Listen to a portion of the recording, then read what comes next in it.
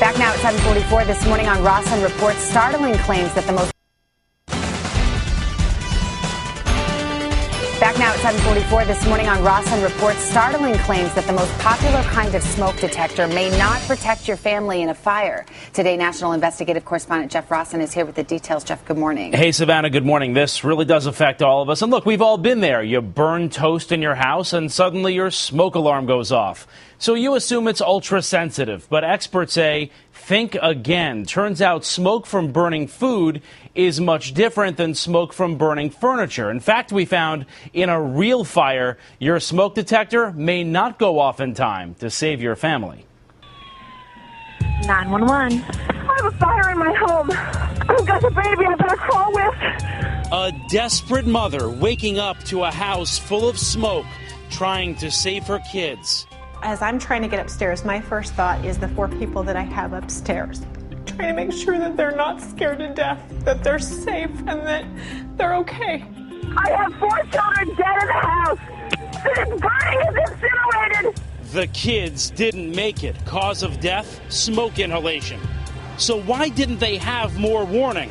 After all, Amanda Deputy says the house had working smoke detectors. We put fresh batteries in the smoke detectors. We pushed the test button, so I knew they worked. And then when it was time, they never went off.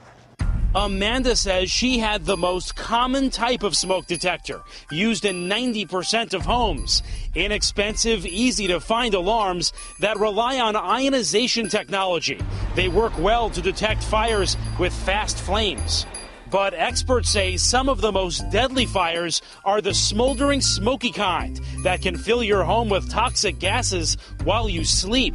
Experts say in those fires, ionization alarms don't work well, going off way too late or not at all. And that means that the individuals could have a fire in their home and never receive a warning. Don Russell is a scientist at Texas A&M. He's run hundreds of tests. When I go to the store to buy a smoke detector, I assume that it's going to sound when there's smoke.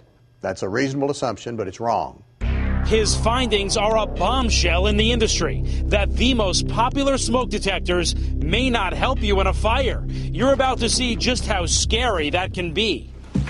We had Dr. Russell set up a test at the Texas A&M Engineering Extension Service. First, Dr. Russell placed 3 ionization detectors, the kind most of us have, in a room with a couch. Next, firefighters set a slow, smoky fire using a soldering iron. We're watching on monitors outside. Firefighters say every minute counts to get your family out. But watch, the room is filling up with smoke, and the smoke detectors still haven't gone off. It's been 30 minutes. The smoke is all the way to where the smoke detectors are, and we still don't have any alert from the smoke detectors. Finally, at 36 minutes. We do have a smoke detector going off. Minutes later, the other 2 go off, just as the couch is about to erupt in flames. It's way too late. It's too dangerous. You couldn't get out of that room reliably. Remember, this is the type of smoke detector most of us have. But there's another technology out there that experts say gives you better warning in these fires. It's called a photoelectric detector, and even government tests show it goes off much sooner in smoky fires. Watch what happens when Dr. Russell sets up another test, this time with a photoelectric next to those 3 ionization detectors. 17 minutes in, with barely any smoke in the room, the photoelectric sounds the alarm. Photoelectric is telling us, you've got a fire, get up, solve the problem, get out of the house. Meanwhile, toxic smoke is overtaking the room. In fact, it takes another 21 minutes before any ionization detectors go off. These seasoned firefighters are shocked. All I could think about was my own family. And if I would have relied on ionization, my family probably wouldn't make it out. But with the photoelectric, they would have had plenty of time to get out. Photoelectric technology has been around for decades. And while the leading smoke detector companies make photoelectric alarms, they still sell most of their products without it. I think it's probably a business decision. The ionization detectors cost less money to make than the photoelectric.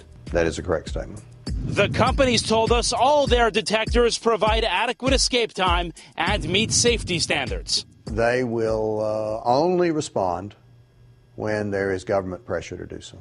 So we went straight to the government agency overseeing the companies, the Consumer Product Safety Commission. Why not tell these smoke detector companies, make sure to get that photoelectric technology into all of your detectors so you're covered completely? Why not mandate it? Because both technologies are working and saving lives. We know of several cases where the smoke alarm, people say, just did not go off. In those cases, that they need to practice a fire escape plan to make sure they can get out. But if the smoke detector didn't go off and the house is full of smoke by the time it does, what does an escape plan do? It helps them escape better when the smoke alarm eventually goes off. But eventually isn't good enough for Amanda Deputy, who lost nearly everything. I would like to think that if I had known that I might have a family of 7 instead of a family of 3. To be clear, no one is saying throw out your smoke alarm. Fire officials say the best advice is to have both technologies. You can even buy a dual detector that has both those technologies in one, Savannah, though it costs a little more money. Remarkable. Thanks for the information, Jeff.